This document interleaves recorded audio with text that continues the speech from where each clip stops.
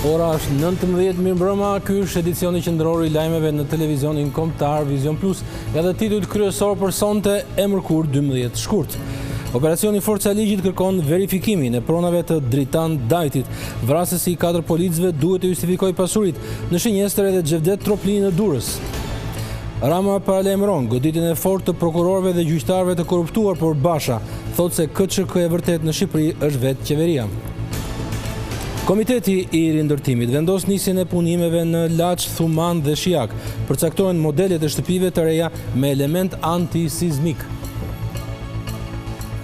Me mbrëma ndër të tjera, në edicionin qendror të lajmeve do të ndiqni.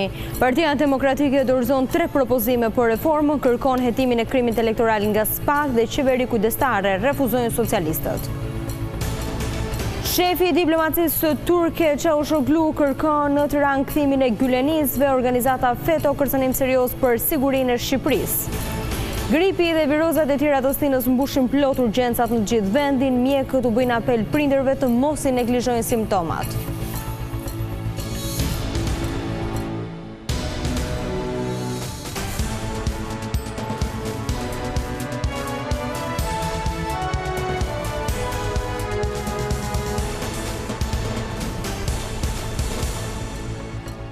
Shëndetje, shkojmë tani me radhë. Operacioni Forca e Ligjit i kërkoi sot Dritan Dajtit të deklarojë të gjitha pasuritë që zotron.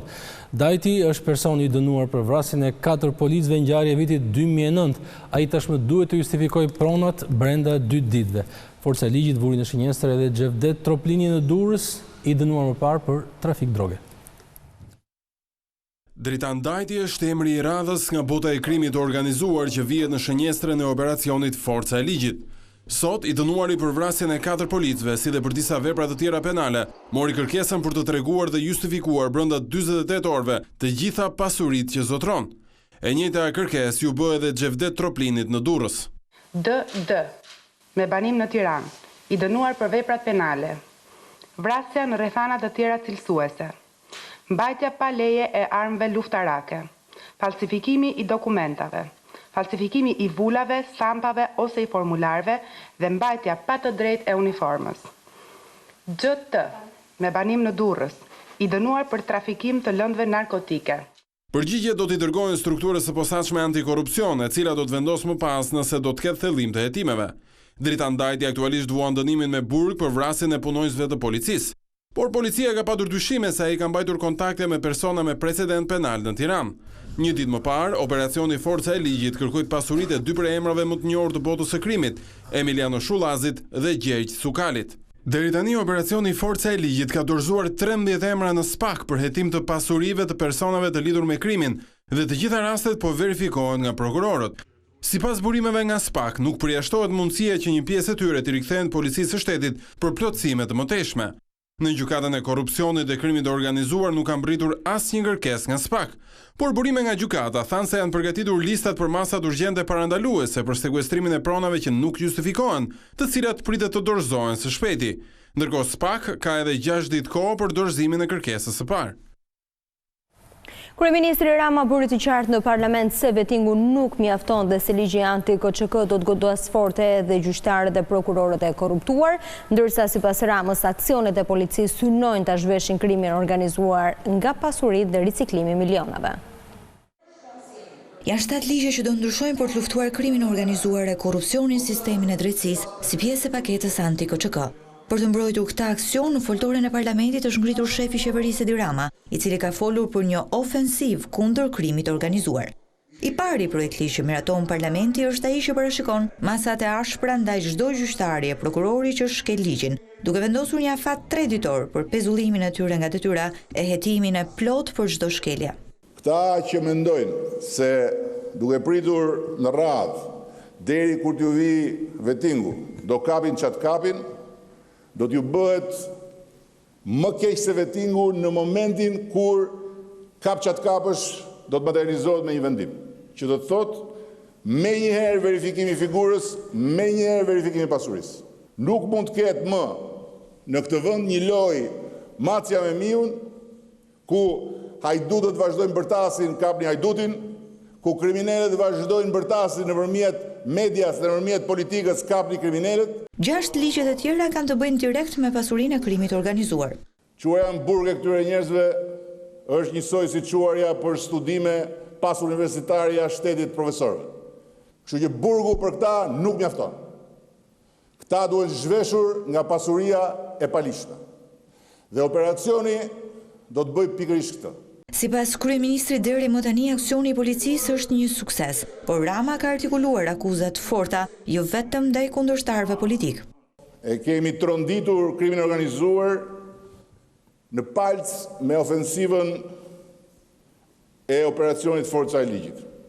E di shumë mirë që krimi organizuar dhe burimet e tij financiare janë investuar për të krijuar sa më shumë keq kuptim dhe mjegull. E di shumë mirë që në studiet televizive ka njerëz të paguar nga krimi organizuar për të bërë avokatin e krimit organizuar. Kryeministri Rama ka shpjeguar se në 6 vite e gjysmë që ai drejton vendin ka qenë e pamundur të ndërmerrë një aksion i tillë për shkak se Shqipëria së pari kishte nevojë për një sistem drejtësie të pavarur e një prokurori të posaçme për të luftuar krimin e organizuar. Por për te akuzave për operacionin Forca e Ligjit, kryeministri Rama ju ka dhënë përgjigje edhe sulmeve që lidhen drejt për drejt me pasurinë e politikanëve. Unë pasurinë time dhe të gjithë ne pasurinë tonë e deklaroj. Qysh se kemi hyrë në këtë rrugë, ka i ligj që na detyron ta deklarojmë gjithë. Nuk është qeveria larg qoftë që duhet kontrollojë pasuri politikanësh apo gjykatësh, sepse nuk jemi në vitin 1945. Jemi në vitin 2020. Këto janë çështje ekskluzive të institucioneve të pavarura dhe të drejtësisë së re të pavarur që ne po ndërtojmë. Kryeministri Rama ka përsëritur edhe një herë se reforma në drejtësi do të kërkojë kohë, e zbatimi i plotë i saj do të sjellë zgjidhjen e një sër problematikash, të cilat sot shqetësojnë opinionin publik. E në këtë rafsh, qeveria ka vendosur që të ndërhyjë në disa ligje në funksion të zbatimit të paketës anti-KÇK. Policisë do të jepet drejt të përgjojë, pa pasur nevojë për lejen e prokurorisë apo për vendim gjykate. Ndryshime ligjore parashikojnë edhe dënimin me burgim deri në 7 vite të atyre që shfrytëzojnë pasuritë e konfiskuara. Mazhoranca ka vendosur të ndryshojë ligjin e policisë së shtetit duke i dhënë të drejtë policisë të përgjojë pa vendim prokuroria apo gjykate. Drafti i depozituar në kuvend parashikon se policisi mjafton miratimin titullarëve në nivel qendror apo vendor për të marrë këtë masë. Përgjim ambiental të bisedave të personave në ambiente publike, përdorim të pajisjeve teknike për filmimin e personave në vende publike, përgjim të bisedave telefonike. Qeveria gjithashtu ka vendosur të ndërhyjë në kodin penal dhe atë të procedurës penale për të sankcionuar se posedimi pasurive të luajshme dhe të paluajshme, për të cilat është vendosur konfiskimi, dënohet me burgim nga 3 deri në 7 vjet. 2 ndërhyrjet e tjera ligjore kanë të bëjnë me rolin dhe detyrat e Agjencisë së Administrimit të Pasurive të sekuestruara e të konfiskuara. Mbetemi te kjo temë, do të lidhemi drejt për së drejti tani me gazetaren Olta Blaceri, e cila ka ndjekur punimet nga Kuvendi i Shqipërisë. Përshëndetje Olta, atëherë çfarë mund të thuhet për këto ndryshime ligjore? Këto janë, siç e thatë dhe ju në raportin tuaj, pjesë e një pakete dhe priten ende tekste të tjera ligjore. Cili ka qenë qëndrimi i opozitës? Pasi mësuam tashmë se cili është qëndrimi i qeverisë. Opozita brenda parlamentit dhe më tej flasim për opozitën më tej. Në fakt në këto momente që ne flasim, parlamenti po voton pikërisht ato që janë ligjet që njihen si pjesë e paketës anti-KÇK. Sot në rendin e ditës parlamenti dhe deputetët do të votojnë ato ndryshime ligjore që kanë të bëjnë së pari me gjykatësit dhe prokurorit. Sipas ndryshimeve që ndodhen tashmë në proces votimi, inspektori i lartë i drejtësisë ka 3 ditë kohë për të marrë masa ndaj gjyqtarëve dhe prokurorëve që shkelin ligjin. Ai ja nis ato Këshillit të Lartë Gjyqësor e Këshillit të Lartë të Prokurorisë dhe menjëherë ata vendosin pezullimin e gjyqtarit dhe prokurorit. Me këto ndryshime ligjore, ne në fakt plotësojmë një bërshllëk i cili ishte krijuar për disa vite në sistemin e drejtësisë, pasi masa disiplinore ndaj gjyqtarëve të prokurore për rastet e korrupsionit apo për rastet e shkeljes të ligjit mund të merreshin vetëm nga inspektori i lartë i drejtësisë, i cili u ngrit vetëm pak javë më parë. Kështu që me këtë votim të sotëm, Parlamenti jep zgjidhje asaj që kryeministri Rama prej disa muajsh e ka quajtur si organizata kap çfarë kapësh apo KÇK. Dhe kjo është pjesa e parë e paketës e cila kalon në parlament. Por ndërkaq janë 6 ligje të tjera të cilat parlamenti do t'i shqyrtojë dhe miratoj brenda muajit shkurt. Këto kanë në fokus luftën kundër krimit të organizuar dhe kryesisht në fakt pasurinë e krimit të organizuar. Është akti normativ i cili u miratua nga qeveria e po zbatohet, po duhet kalojnë parlament brenda 45 ditëve. Janë disa ligje specifike, ndërhyrje në ligjin e policisë shtetit, ndërhyrje në ligjin antimafia dhe ndërhyrje në kod penale, kod procedure penale. Gjitha këto plotësojnë një kuadër ligjor për t'i dhënë mekanizmat e duhur policisë shtetit, prokurorisë, gjykatës për të goditur pikërisht pasurinë e krimit të organizuar. Opozita në fakt ka pasur një qëndrim kundër masave të ashpra që janë marrë kundër krimit të organizuar. Opozita në parlament, por edhe Partia Demokratike, Lëvizja Socialiste për Integrim, të cilat ndodhen jashtë parlamentit. Olta, cili është autoriteti dhe në çfarë mënyrë nis procedimi disiplinor? Do ta kryej inspektori i lartë i drejtësisë, po cili është autoriteti, organi, si vihet në lëvizje masa disiplinore në rastin se një gjyqtar dyshohet se ka marrë një vendim që është i jashtëligjshëm apo kundra ligjit?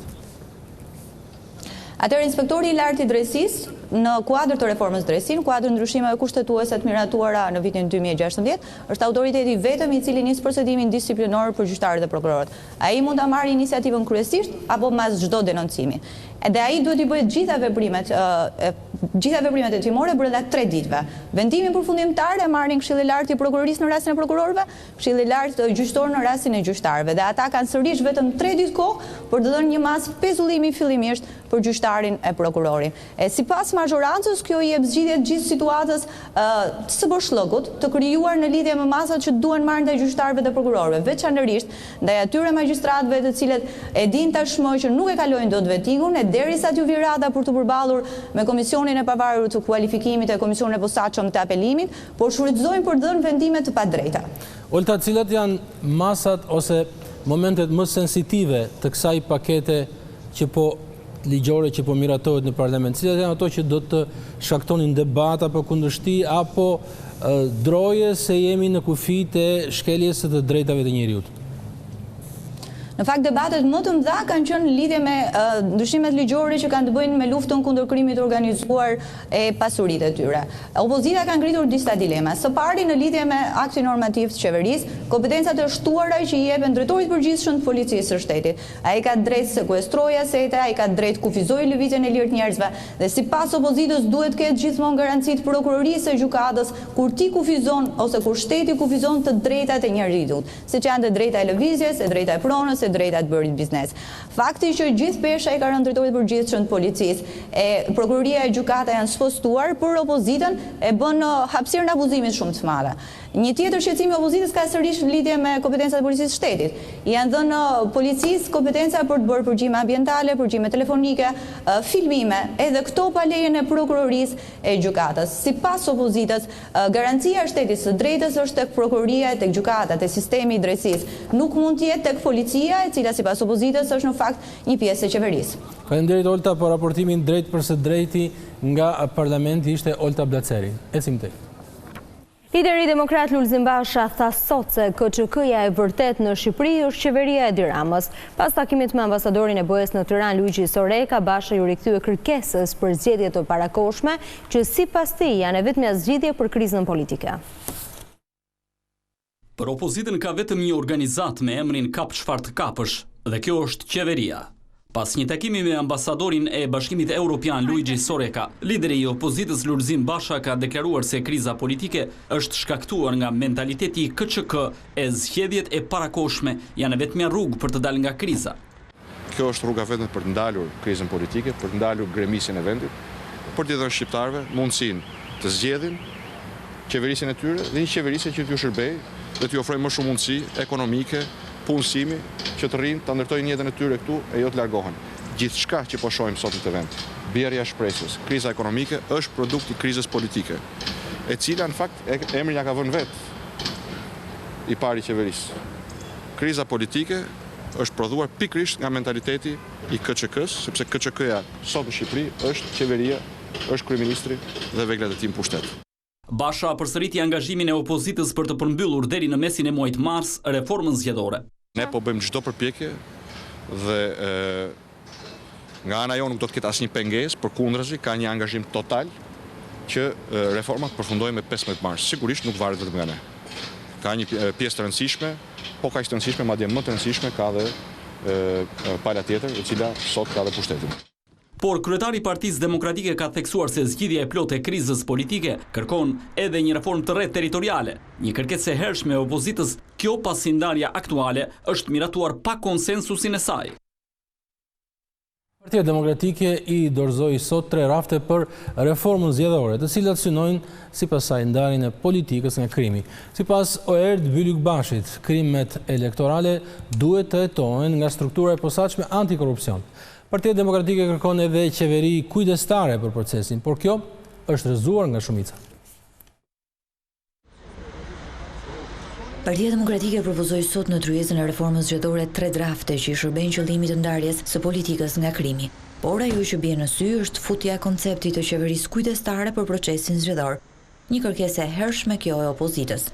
Një prej drafteve të prezantuara sot në tryezën e reformës mban titullin Funksionimi i policisë së shtetit në regjimin e qeverisë kujdestare për procesin zgjedhor. E parashikon rolin e policisë gjatë periudhës elektorale.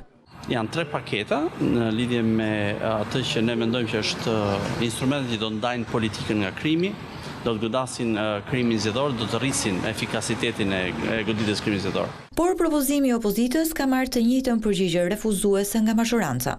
Ato gjëra që nuk janë arritur me luftë në rrugë nuk mundi marrë në tavolinë negociatëse, pra nuk ka sens të diskutohet kjo gjë në këtë tavolinë. Është një çështje e natyrës politike që Partia Demokratike ka qasjen e saj, po majoranca e ka bërë qartë. Qeveria është kushtetuese, qeveritë teknike nuk janë të dobishme për këtë popull dhe për këtë vend. Qeveria kujdestare përmundet vetëm në një rast, atëherë kur flitet për rolin e policisë në zgjedhje. Për të siguruar besimin e subjekteve zgjedhor në funksionimin e paanshëm të policisë së shtetit, 100 ditë para datës së zgjedhjeve, ministri i brendshëm në qeverinë kujdestare të zgjedhjeve emëron drejtorin e përgjithshëm të policisë së shtetit. Për te këtij propozimi, opozita kërkon rikthimin e policisë pranë qendrave të votimit e numërimit me 2 qëllime. Së pari për ruajtjen e rendit, e së dyti, policia do të ngarkohet me funksionet e policisë gjyqësore. Propozimi tjetër i opozitës ka të bëjë me ndryshimin e kodit procedurës penale, në mënyrë që krimet zgjedhore të hetohen nga spaku. Ndërkohë që drafti i tretë lidhet me detyrat e organit të akuzës në lidhje me procesin elektoral. Sipas propozimit të opozitës 2 javë pas dekretimit të datës së zgjedhjeve, prokurori i përgjithshëm nxjerr një udhëzim për ngritjen e grupeve që do të kenë në fokus hetimin e krimeve zgjedhore.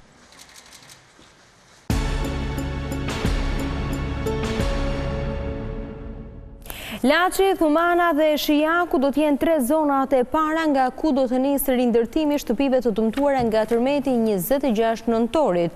Kryeministri Rama sqaroi se tashmë janë gati modelet e reja të banesave që do të kenë edhe element antisizmik.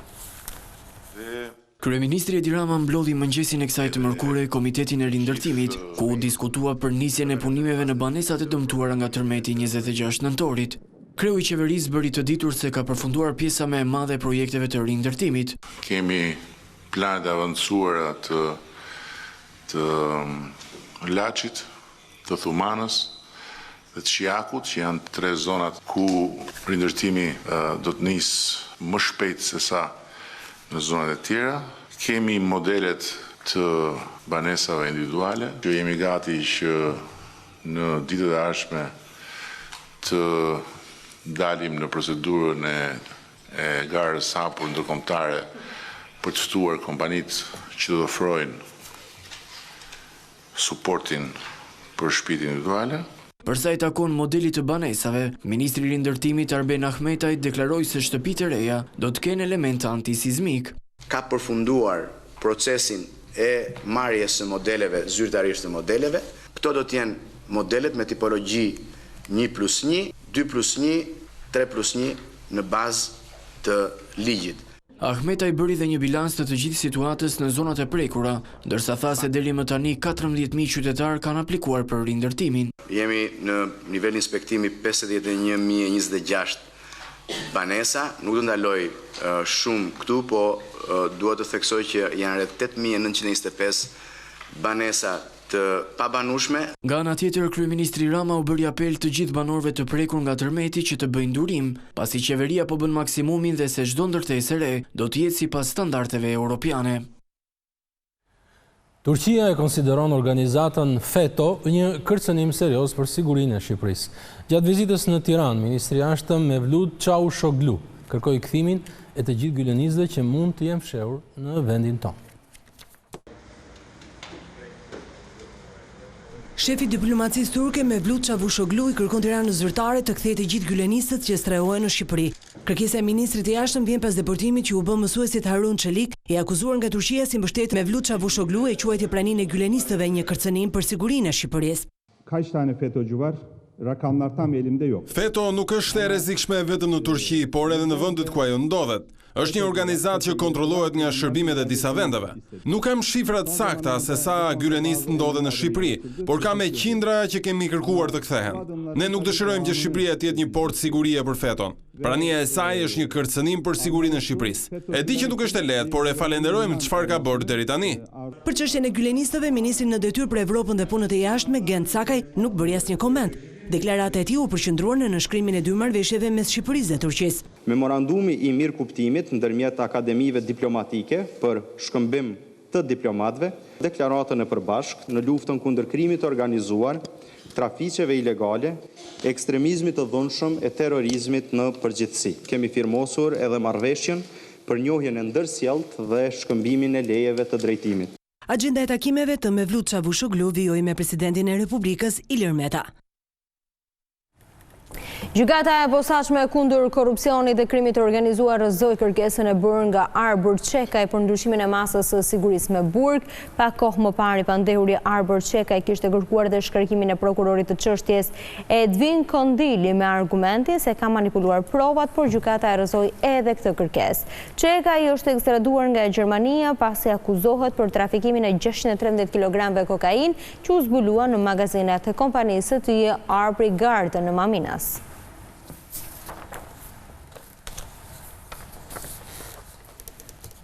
Atëre jemi tek të gjitha spitalet e vendit, po përballen ditë e fundit me fluks të jashtëzakonshëm pacientësh si pasojë e gripit dhe e virozave. Më të rrezikuar janë fëmijët, ndërsa specialistët u bëjnë thirrje prindërve që të drejtohen tek mjeku i familjes për të shmangur pritjet e gjata në urgjenca. Ndërsa Ministria e Shëndetësisë deklaroi se jemi në prag epidemie gripi, qendra spitalore universitare Nën Tereza po përballet me fluks të jashtëzakonshëm pacientësh. Prindërit ankohen se u duhet të presin në radhë për të vizituar fëmijët. Kemi që në mëngjes që presin, po mbaruan punë pas 2 orëve. Kemi që 1 orë që kemi ardhur edhe po vonohet shumë radhë. Por për mjekët, ky fluks është normal, pasi jemi në kulmin e sezonit të virozave. Është një situatë normale për stinën ku jetojmë. Jemi në sezonin e gripit dhe normalisht gripi është një virus që, si të gjitha viruset, që përhapet me anë të sekrecioneve, me anë të frymarrjes të kolliqësit të shtimave, duke qenë që akoma jemi në stinin e dimrit, temperaturat janë të ulta, lloji i virusit që përhapet nëpërmjet ajrit që infekton një pjesë të madhe të fëmijëve. Kjo është një situatë normale për stinën. Edhe në spitalin e Korçës paraqitet e njëjta situatë, ku regjistrohen më shumë se 100 vizita në ditë. Mjeku Robert Rado thotë se është rritur edhe numri i shtrimeve në ambientet spitalore. Numri i vizitave është i konsiderueshëm, varion nga 80 deri në 100 vizita dhe numri i shtrimeve aktualisht është deri në 45 fëmijë në të gjitha pavionet. Përveç të mirave që vizitojnë te specialisti, ka dhe anën tjetër që infeksioni kalon nga një fëmijë te një fëmijë tjetër dhe grumbullimi, sa më i madh jetë grumbulli i fëmijëve, aq më i madh është mundësia e kalimit të infeksionit nga një fëmijë tek tjetri. Dyndje pacientësh si pasojë e virozave ka edhe në spitalin e Dibrës.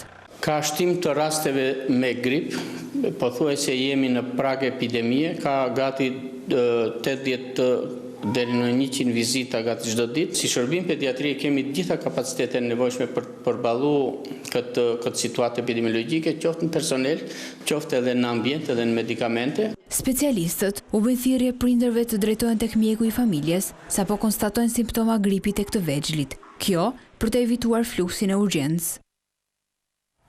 Inspektoriati mbikëqyrjes së tregut zgjosoi sot mijëra lodra të sekuestruara gjatë festave të fundvitit. Të gjitha produktet rezultuan nga analizat me përmbajtje lëndësh kimike të rrezikshme për shëndetin e fëmijëve.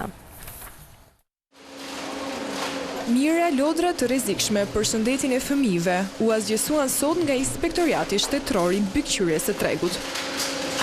Këto lodra janë sekuestruar kryesisht gjatë periudhës së festave nga kontrollet e ushtruara në terren. Produktet aziatike kanë rezultuar pa markimin CE, që vërteton sigurinë sipas standardeve evropiane. Pas testimit dhe analizave laboratorike të këtyre produkteve, është vërtetuar se ato përmbanin lëndë dhe element kimik të dëmshëm për shëndetin e fëmijëve. Pjesa dërmuese e këtyre lodrave që janë sot u shkatrim që ju shikoni gjatë i procesi, janë analizuar në Itali në laboratorit akredituar, kanë rezultuar me përmbajtje të lëndëve toksike, kancerogen dhe mutagen, mbi normat e lejuara, por mund të them në nivele tepër të larta. Mbi 30% kanë arrit deri në 60% të peshës së produktit. Këto lëndë toksike, kancerogen dhe mutagen bazuar në legjislacionin shqiptar, po i cili është rësisht i transpozuar, nuk duhet kalojnë në 0,01% të peshës së produktit. Ndërkohë kontrollet në subjektet që tregtojnë lodra për fëmijë do të vazhdojnë. Kontrollet janë vazhdueshme në treg pasi produktet që rezultojnë këtyre partive janë identifikuar. Një pjesë operatorëve ekonomik kanë ndërmarrë masat e duhura për t'i tërhequr vullnetarisht, por në të gjithë rrjetin e tregtimit aty ku konstatohen këto produkte të rriqen dhe shkojnë direkt për shkatrim. Autoritetet u bëjnë thirrje prindërve që të bëjnë kujdes se të blejnë vetëm produkte që kanë të shënuara elementet e sigurisë të njohura në Bashkimin Evropian. Policia ka arrestuar 11 individ për organizimin e palishëm të lojrave të fatit. Sipas informacioneve, grupi që organizonte lojra fati, ku bënte pjesë edhe pronari i lokalit, është goditur në mesnat në rrugën Axhi Kika në Tiranë. Uniformat blu kanë sekuestruar një tavolinë e përshtatur për poker, sasi lekësh dhe eurosh, fisha dhe letra bigjozi, një blok me shënime për aktivitetin në fushën e lojrave të fatit, si dhe telefona që shërbenin për vendin e basteve sportive. Të arrestuarit akuzojnë për veprat penale, organizimi i lotarive të palejuara, vënia në dispozicione lokaleve për lojre të palejuara, fsheja e të ardhurave dhe moskallëzimi i krimit, vepra këto të kryera në bashkëpunim.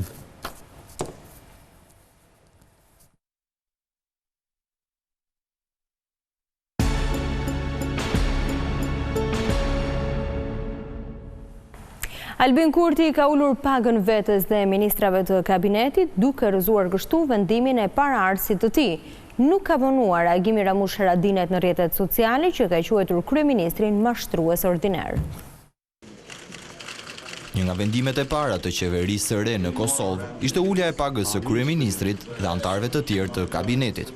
Albin Kurti ka shfuqizuar kështu vendimin e paraardhësit të tij Ramush Haradinaj, i cili 2 vite më parë rriti pagat e zyrtarëve qeveritar 100%. Propozoj që të shfuqizohet vendimi me të cilin janë përcaktuar pagat për të punësuarit e niveleve të ndryshme. Pagat për pozitat e përcaktuara me vendimin e shfuqizuar kthehen në lartësinë e përcaktuar me rregullimin juridik të mëparshëm. Por ky vendim i Albin Kurtit është shoqëruar edhe me reagimin e Ramush Haradinajt, i cili ka quajtur një mashtrim ordiner. Narrativa mashtruese e sjell nga rruga po vazhdon tani në institucione, duke u manifestuar përmes veprimeve populiste të panevojshme, që në realitet nuk sjellin asnjë ndryshim efektiv. Mashtrimi ordiner me këtë veprim të sotëm bëhet përtituj portalesh në kurisë të parimit themelor kushtetues të vendit. Ndërkohë, avokati i popullit e ka dërguar ligjin për pagat në gjykatën kushtetuese dhe brenda pak ditësh pritet që ky institucion të shprehet me një vendim. Ky është edicioni qendror i lajmeve për sonte. Mos u largoni nga Vizion Plus sepse mbas pak vjen Goni me Jeffrin me programin e tyre Fake Off, që ju shoqëron nga e hëna në të premte. Kaloni një mbrëmje të këndshme. Mirupafshim.